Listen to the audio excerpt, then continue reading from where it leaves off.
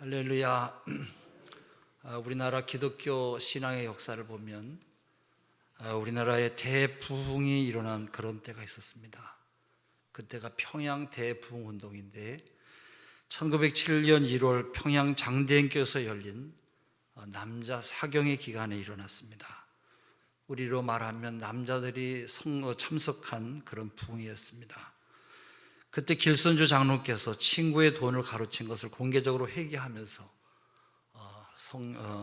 회개의 운동이 시작이 됐습니다. 길선주 장로는 강단으로 나와서 나는 아간과 같은 사람입니다. 친구의 돈을 빌렸다가 주지 않고 아직까지 지난날의 잘못을 회개하기는커녕 하나님 앞에 잘못 살아온 것을 알면서도 내 죄를 감추고 합리화하고 온갖 죄를 지은 것을 이 시간에 여러분과 하나님 앞에 회개합니다. 자신의 잘못을 회개하기 시작했어요. 이렇게 길 장로님의 회개의 자백을 하자마자 놀랍게 성령이 역사하기 시작했어요. 많은 사람들이 길순주 장로의 뒤를 이어서 자신의 죄를 회개하기 시작했어요. 이날 설교를 맡았던 길순주 장로의 모습은 마치 광야에서 죄를 회개하라고 외쳤던 세례 요한의 모습과 똑같았다고 그래요. 죄를 잡아가며 통회하는 참석한 교인들의 열기는 초대교회 마가 다락방에서 있었던 그런 성령의 불길과도 똑같았다고 그래요. 그때 그 부흥의 현장 가운데 있었던 외국인 선교사 조지 맥큐는 평양 대부흥에 임한 대부흥운동에 임한 성령의 역사가 영국의 웨일즈나 인도의 성령의 역사보다 더 강력한 것이라고 보고를 했어요. 또 그 자리에 있으면서도 모든 것을 다 경험했던 노블 선교사는 사도행전 이후에 가장 강력한 성령의 역사였다는 것을 증언했어요. 특히 평양 대부흥운동은 성령으로 변화된 신자의 최우선 사명은 잃어버린 영혼을 찾아서 피 묻은 예수의 복음을 전하는 것을 보여줬어요. 한국교회는 그때 평양 대부흥운동 위에 큰 성장을 거듭하게 되었습니다. 영적 부흥운동은 반드시 수직 부흥과 질적 부흥을 동반한다고 하는 것을 그대로 보여줬어요. 안타깝게도 통계에 따르면 한국교회는 지난 10년간 성도의 수가 줄어들고 있고 성장이 멈췄어요. 지난 1년 동안 3천여 교회가 없어졌고 한국교회 70%가 100명 미만의 미자립 그런 교회로 나타났습니다. 최근 대학생 22만 명을 대상으로 해서 여론조사를 했어요.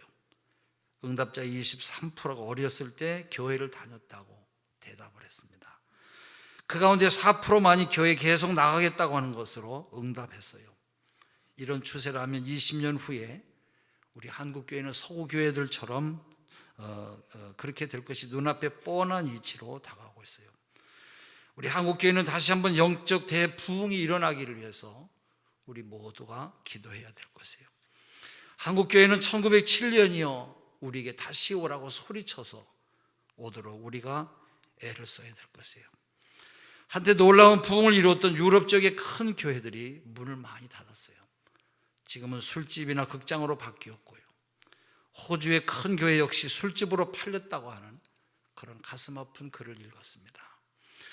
교회를 인수한 술집 주인은 성도들이 앉아서 예배드리던 의자만 다 치워버리고 예배당 형태는 그대로 두고 술 장사를 하면서 교회를 조롱하고 있어요.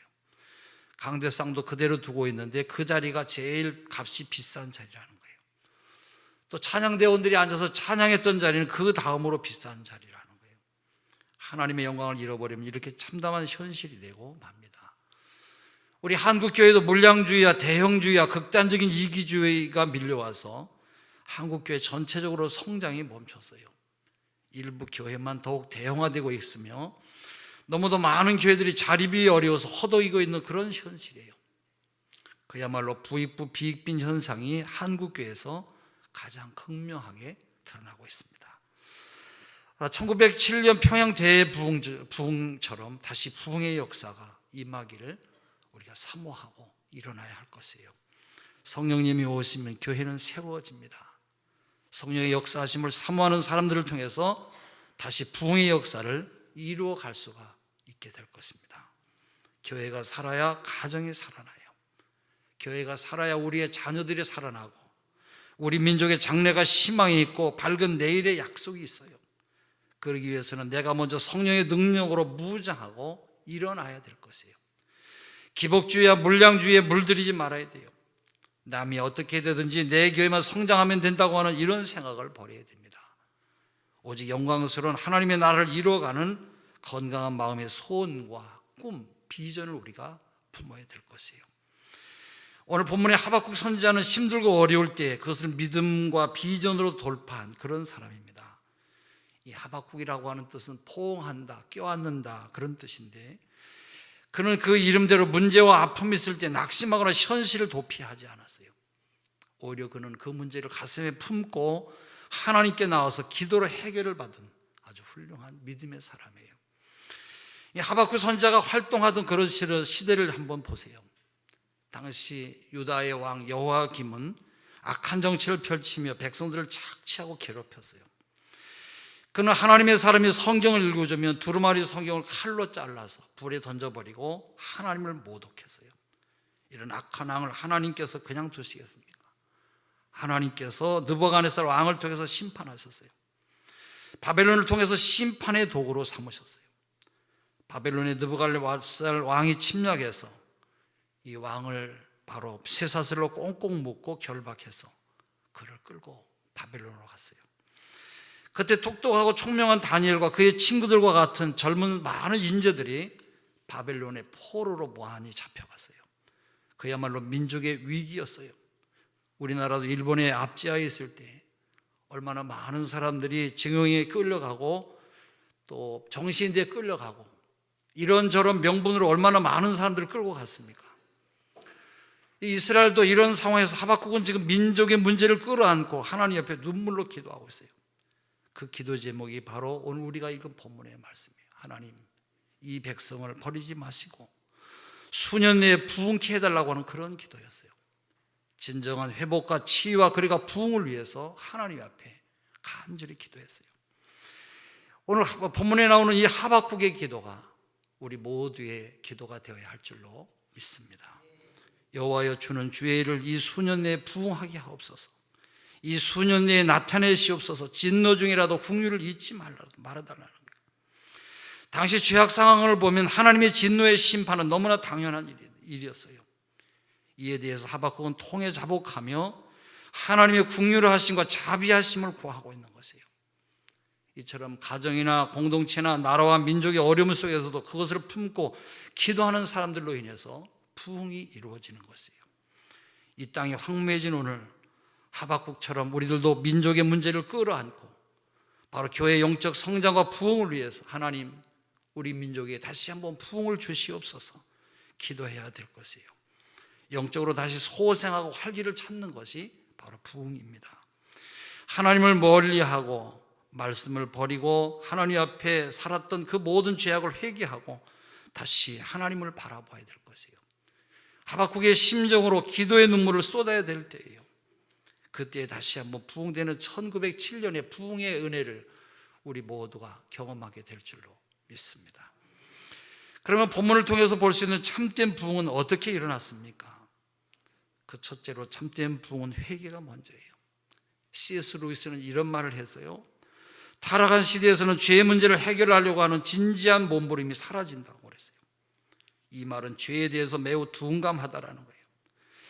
이를 반영하듯이 어떤 사람들은 설교 중에 성도들이 죄라고 하는 말을 듣기 싫어해서 죄라는 말 대신에 부적응, 잘못된 습관, 행동장애 이런 언어로 표현한다고 그래요. 그만큼 성도들이 죄에 대해서 듣기를 싫어한다는 거예요. 여러분, 다시 부흥을 꿈꾼다면 아주 작은 죄까지도 우리가 하나님 앞에 철저하게 회개해야 할 것이에요. 하나님은 아주 작은 죄라도 용납하지 않으세요. 그러나 아무리 큰 죄라도 하나님 앞에 나와 회개하면 또한 깨끗하게 용서해 주시는 하나님이세요. 초대교회가 부흥할 때 베드로가 설교한 내용을 보세요. 그들이 이 말을 듣고 마음에 찔려 베드로와 사도들에게 물어 이르되 형제들아 우리가 어찌할꼬 하거늘 베드로가 이르되 너희가 회개하여 각각 예수 그리스도의 이름으로 세례를 받고 죄 사함을 받으라. 그리하면 성령의 선물을 받으리니. 사도행전 2장 37절 8절의 말씀입니다. 어느 시대나 부흥의 조건은 회개였어요. 여러분, 성령의 놀라운 역사는 회개할 때 일어나요. 이러한 회개의 역사가 결국 1907년 평양 대부흥운동으로 이어지게 되었어요. 그때 사람들은 살인과 간음과 상상할 수 없는 일들과 상처 준 그런 일들을 고백했어요. 마을을 서로 찾아다니며 회개했어요. 정직하게 장사하지 않고 모아뒀던 돈을 나눠주며 회개를 했어요. 교회는 온통 회개의 현장이 되었어요. 일본 순사가 교회만 오면 죄인을 찾을 수가 있었어요. 그러나 죄인을 잡으러 왔던 순사마저 하나님의 말씀을 듣고 회개하는 역사가 일어났다고 그래요. 이것이 우리나라 초대교회의 부흥의 아름다운 모습이었어요. 우리나라에 한때 작곡가요 방송인이요 수필가로 유명했던 오혜령 여사라고 하는 사람이 있어요. 이분은 30대 후반에 위암과 임파선암으로 딱 3개월밖에 살지 못한다고 하는 그런 사형 선고를 병원 원장으로부터 받았어요. 그 후로 그녀는 물만 마셔도 토하고 혈변을 보는 가운데 죽음보다 더한 그런 고통을 겪어야만 했어요. 근데 어느 날 찾아오신 주님께서 그녀를 어루만져 주셨어요. 그때 이분은 반사적으로 이렇게 하나님 앞에 외쳤다고 그래요. 당신은, 주님, 도대체 당신은 누구십니까? 왜 이 죽음의 한복판까지 찾아오시는 것입니까? 그 말을 하고 나니까 자신의 죄가 보이기 시작했어요. 회개하고 또 회개를 했어요. 진정으로 주님을 모셔드렸어요.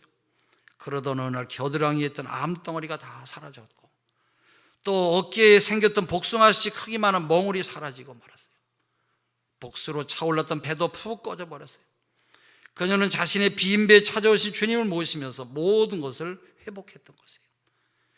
이 여자는 무이탁 노인들을 돌보는 그 후에 평화의 집 원장으로 섬기며 살아가고 있는데 그분은 이런 시를 썼어요. 당신 없는 생의 호수에 그물을 던지고 물고기가 잡히기를 바랐던 지난 날들은 죽은 시간이었습니다. 오 주님, 이제 당신께서 그물을 채워주소서. 그러면 저는 비로소 살 것입니다. 인생의 가장자리에 계신 부활의 주님, 당신 없이 한평생 수고해봐야 우리의 인생은 빈 그물일 뿐입니다. 오늘도 하나님은 회개하는 삶을 찾아오시고 만나주시는 줄로 믿습니다. 주님은 회개하는 자에게 성령을 부어주세요. 참된 부흥은 진정한 회개로부터 시작이 되는 것이에요. 진정한 회개는 너 때문이 아니라 바로 내 탓이에요. 이러한 통회와 자백으로 가슴을 쥐어짤 때에 우리 주님께서 피 묻은 손으로 우리를 안수하시고 우리에게 찾아오실 것이에요. 진정한 회개로 하나님을 만나는 축복이 우리 모두에게 있어야 할 줄로 믿습니다. 또 하나 참된 부흥은 성령의 능력이에요.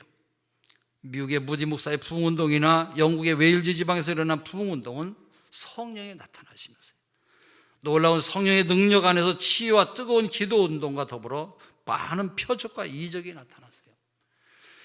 영국의 웨일즈 부흥운동 때에는 어른들은 물론 아이들까지 어린아이들까지 모두가 다 금식기도 했다 그래요. 이때 어떤 아이들은 환상 중에 지옥불을 받고 그 지옥이 너무 무서워서 예수님께 피했다고 하는 그런 간증도 문서로 기록이 됐어요. 많은 사람들이 성령의 능력을 체험한 것이에요. 바로 이런 성령의 능력이 1907년 평양 장대인교회 사경회에서 임한 것이에요. 집회 때마다 남자 성도가 1,500명 이상 모였고요. 여자 성도들은 앉을 자리가 없어서 마당에 자리를 깔고 앉았어요. 여기서 역사적인 새벽 기도회가 우리나라 새벽 기도회가 시작이 된 것이에요. 그러므로 우리 성도들도 성령을 간절하게 사모해야 될 것이에요. 성령의 충만을 초대교회처럼 사모해야 돼요. 바로 성령의 능력만이 우리 진정한 여러분 그리스도인으로 우리가 살아갈 수 있는 줄로 믿습니다. 그러면 왜 우리가 성령 충만을 받아야 되느냐? 성령을 받아야 내게 주신 하나님의 사명을 감당할 수 있기 때문에 그래요. 거듭남의 믿음 갖고는 여러분 아무것도 되는 게 없어요. 거듭남의 믿음은 비판만 하고 자기 믿음 관리, 자기 몸 관리도 제대로 하지 못한 어리석은 그런 믿음이에요. 그렇다고 거듭남이 잘못됐다는 것은 아니에요. 그러나 거듭났지만 이제는 성령 충만을 위해서 내가 하나님 앞에 어떤 그런 믿음으로 살아야 될 것인가, 날마다 하나님 말씀을 읽고 전도하고 기도하고 그의 뜻을 따라가는 삶, 그것이 바로 사명을, 우리에게 주신 사명을 이루어가는 일인 줄로 믿습니다. 노동이나 운동은 육신의 힘으로 가능해요. 초중고등학교 교사나 대학교 교수들은 지식의 힘으로 가르쳐요. 근데 주님의 일은 육신의 힘이나 지식의 힘으로 행할 수가 없어요. 오직 성령의 힘으로만 가능해요. 성령 충만할 때 우리는 모든 것을 뛰어넘을 수가 있고 어떠한 일들도 감당할 줄로 믿습니다. 어제 국민일보에 나온 기사를 보고 마음이 심히 무거웠어요.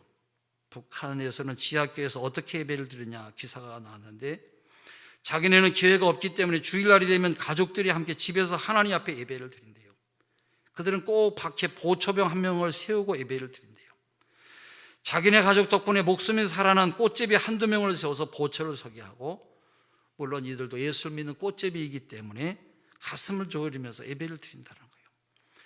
그들은 속으로만 믿는 사회이기 때문에 잘못 걸려들면 모두가 총살을 당하기 때문에 찬송은 부르지 못하고 십계명에 의거한 설교를 아버지가 하고 모두가 다 그 말씀을 듣고 기도를 한다는 거예요. 또 북한은 남한처럼 자유로운 나라가 돼서 하루빨리 마음 놓고 하나님을 부리며 예배드리는 것이 그들의 소원이기 때문에, 그들의 제목이기 때문에 늘 그 기도를 잊지 않고 한다는 거예요. 남한에 와서 보니까 이 탈북자가 진심으로 믿는 사람들이 거의 없는 것 같았고, 어떤 사람은 12년 동안 교회를 다녔다고 하는데 성경 본문도 찾지를 못하는 것을 봤다는 거예요. 한 번이라도 성경을 더 읽고 한 말씀이라도 삶에 적용하라고 애를 쓰려고 하는 그런 남한 그리스도인이 됐으면 좋겠다고 하는 그런 고백도 했어요. 여러분, 우리가 주님의 사명을 감당하기 위해서는 능력, 성령 충만을 받아야 할 줄로 믿습니다. 초대교회 120문도가 마가의 다락방에 모여서 열심히 기도했을 때 성령 세례를 받았어요. 성령의 권능을 받아서 환난과 핍박을 극복하면서 담대하게 복음을 전했어요. 우리 모두는 성령 충만을 받아서 하나님의 일에 더 열심을 더하고 주의 귀한 사명을 잘 감당하는 믿음의 사람들이 되시기를 바랍니다. 또한 때가 악하기 때문에 성령으로 충만해야 돼요. 성경에는 너희가 어떻게 행할 것을 자세히 주의하여 지혜 없는 자 같이 하지 말고 오직 지혜 있는 자 같이 하여 세월을 아끼라. 때가 악하니라. 에베소서 5장 15절에 말씀하고 있어요. 시간이 흐를수록 세상이 악해져 가고 있어요. 죄 때문에 세상이 점점 어두워져 가고 있어요. 죄는 우리의 양심을 어둡게 하고 근심하게 만들고 낙심하게 만들 뿐만 아니라 죄로 인해 사람들은 방황하는 것이에요. 죄가 우리의 가정을 파괴시키고 우리의 자녀들을 타락하게 만들어요. 죄가 우리의 사회를 어둡게 만드는 거예요. 살인과 폭력, 도둑질, 음란, 시기, 질투, 싸움, 멸망, 이런 것들이 모두가 다 죄로 인해서 생기는 무서운 죄악의 뿌리가 되는 것이에요. 죄가 바로 우리를 망하게 만드는 거예요. 여러분, 이 세상에 죄보다 더 무서운 것은 없어요. 모든 종교도 사람은 죄 때문에 망한다고 말하고 있어요. 죄를 가지고는 내 마음도 편안하지 않지만 죄를 갖고서는 하나님께서 우리 앞날의 길도 열어주지 아니하시고 내 자녀의 길도 열어주질 않으세요. 왜요? 죄의 값은 사망이기 때문에 그래요. 죄 때문에 개인도 망하고 죄 때문에 사회도 망하고 여러분 마침내는 국가도 망하는 것이에요. 죄 때문에 내 개인의 인격도 파탄나는 것이고 가정도 파괴되고 사회도 망하는 것이에요. 소돔과 고모라가 왜 멸망당했습니까? 온 도시에 퍼진 죄악 때문이었어요. 노아 시대가 여러분 왜 망하게 되었습니까? 바로 이 죄악 때문에 홍수의 심판을 받아서 멸망을 당한 것이에요. 로마가 멸망당한 이유도 바로 죄 때문이었어요. 이탈리아 남부에 있는 베스비우스 화산이 폭발해서 폐허가 된 폼페이시에 발굴한 그 현장을 가서 보게 되었어요. 그 당시에도 음란한 그림들이 지금도 많이 있는 그런 모습을 봤어요. 이러한 음란함 때문에 하나님의 심판을 받고 온 도성이 화산재로 뒤덮여서 멸망을 당한 것이에요. 성령 충만하지 않으면 사람들은 여러분 범죄의 도구가 될 수밖에 없어요. 그러나 우리가 성령 충만하면 우리의 심령이 뜨거워져서 하나님의 뜻을 이루어드리고 주의 말씀대로 살게 되는 것이에요. 그러므로 성령 충만을 받아서 우리에게 있는 죄를 이기고 정욕을 이겨야 되고 이 더러운 세상을 이겨야 될 것이에요. 마귀의 사악함과 죄악을 이기며 승리하는 삶을 살아야 할 줄로 믿습니다. 세계적인 전도자 빌리 그레이엄 목사님은 100년에 한 사람 나올까 말까 한 아주 훌륭한 그런 교회 지도자예요. 1918년 3월 농부의 아들로 태어났어요. 그는 어릴 때부터 어머니를 따라서 교회를 다녔어요. 고등학교를 다닐 때까지 믿음과 교회에 대해서 무엇인지조차 모르고 그냥 다니기만 했어요. 근데 자기가 다니던 교회에서 한 번은 잭슨 목사님이라고 하는 분을 모시고 부흥회를 했어요. 이상하게도 목사님이 전하신 하나님의 말씀이 빌리그레암의 이 마음, 이 심령의 가슴을 후벼 파서요, 가슴이 뜨거워지고 성령의 불이 가슴에 들어와서요, 그는 땅바닥에 꿇어 앉아서 일주일간을 울었다고 그래요. 그 길로 산에 올라가 기도하는 중에 하나님의 음성을 들렸어요. 빌리그레암아, 너는 이제 하나님의 말씀을 전파하는 사람이 되라. 하나님의 음성을. 마침내 그는 신학교에 들어가서 목사가 되어서 세계적인 부흥사가 되었어요. 그는 이렇게 말해요. 내 속에 성령이 계시지 않으면 나는 한 줌의 흙에 불과하다 그랬어요.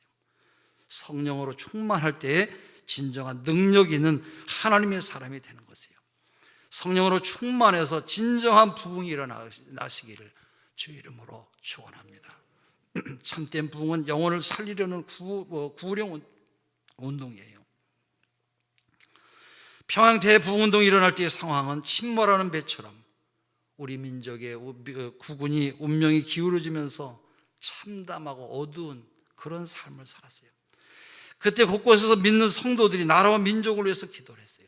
새벽기도, 금식기도, 수요기도회 등등 많은 사람들이 하나님 앞에 자신의 죄를 회개하며 민족의 죄를 자복하고 통회하며, 물론 개인의 죄에 대한 통회와 자복이 함께 일어났어요.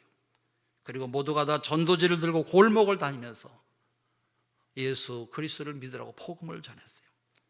우리 주님은 마가복음 1장 38절에 우리가 다른 가까운 마을들로 가자, 거기서도 전도하리 내가 이를 위하여 왔노라고 말씀하셨어요. 이 말씀은 예수님께서 이 땅에 오신 목적이 바로 영혼을 건지는 전도 때문이라고 말씀하신 것이에요. 예수님은 전도를 위해서 오셨어요. 예수님은 영혼을 건지시기 위해서 이 땅에 오셨어요. 1909년에 한국의 장로교와 감리교 연합회에서 100만 명 구령 운동을 선포했어요. 교회들마다 100만 명이라고 하는 구호를 외쳤어요. 영혼에 대한 구령 열정이 뜨거워졌고, 이 구령 열정이 한국교회의 부흥의 원인이 된 것이에요. 우리나라 기독교 역사에 보면 백사경 씨라고 하는 사람이 있어요. 이 사람은 눈이 먼 시각장애인이에요. 그리고 점쟁이였어요. 점을 치면서 돈을 아주 많이 벌었어요. 어느 날 한 사람의 전도자가 전도지를 주면서 이렇게 말했어요. 당신의 영혼이나 후손들의 장래를 생각해서 점치는 생활을 다 청산하고 예수를 믿으라고 전도했어요. 백사경 씨는 너무 화가 나서 호통을 쳤어요. 전도자는 언젠가 한번 읽어보라고 전도지 한 장을 그의 주머니에 넣어주고 갔어요. 그 일이 있은 다음에 웬일인지 그는 자꾸 마음에 고통이 왔어요. 이 사람은 거짓말로 점을 쳐서 돈을 많이 벌었던 사람이에요. 그러나 죽으면 지옥 갈 것이고 자식들의 앞날도 불행하게 된다고 하는 말이 자꾸 자기의 머리에 생각이 났어요. 그러다가 그는 병상에 쓰러졌어요. 병중에 전도한 전도자가 준 전도지가 생각나서 부인에게 그 전도지를 꺼내서 좀 읽어달라고 부탁을 했어요. 그것을 듣는 순간에 성령이 감동해서 그의 마음을 거꾸로 틀었어요. 그는 교회를 찾아갔어요. 목사님과 온 교회들은 점쟁이 백사경 씨가 왜 교회를 왔는지 큰일 났다고 모두가 다 걱정을 했어요. 그러나 그는 그 자리에서 회개하고 예수를 믿기로 작정했어요. 그 후에 백사경 씨는 많은 재산을 털어서 교회를 짓고 학교를 지었어요. 또 그는 눈이 보이질 않아서 점을 보면서 살았던 그런 불행했던 사람이에요. 그 사람이 전도자를 통하여 몇 마디 하나님의 말씀을 듣고는 즉시로 며칠 후에 예수님을 나의 구세주로 영접하고 받아들이면서 하나님의 자녀로 거듭나는 새 생명을 얻게 되었다고 그래요. 그리고 자손이 큰 축복을 받아서 큰 일을 한, 우리 역사에 없어서는 안 될 백낙준이라고 하는 아주 귀한 인물이 생겼어요. 여러분, 성령은 지금도 역사하세요. 할렐루야. 그러나 우리가 안타까운 것은 육적으로 너무나 좋은 환경을 살아가는 우리 성도들에게 지금 성령의 불이 꺼져가고 있다는 거예요. 1907년 전도의 불씨를 다시 살려야 될 것이에요. 그 당시 구령의 열정을 회복해야 될 것이에요. 우리는 다시 한번 1907년을 외치면서 한국교회가 부흥의 역사가 임하기를 우리가 기도해야 될 것이에요. 우리의 심장에서 회개가 쏟아져 나와야 돼요. 성령의 강력한 임재를 우리가 사모해야 될 것이에요. 그리고 영혼을 살리고자 하는 구령의 열정으로 가득해야 될 것이에요. 우리 모두가 온전히 하나님의 손에 붙들린 바 되어서 다시 영적인 회복을 이끌어가는 여러분 부흥의 주역들이 되시기를 주의 이름으로 축원합니다. 기도하겠습니다.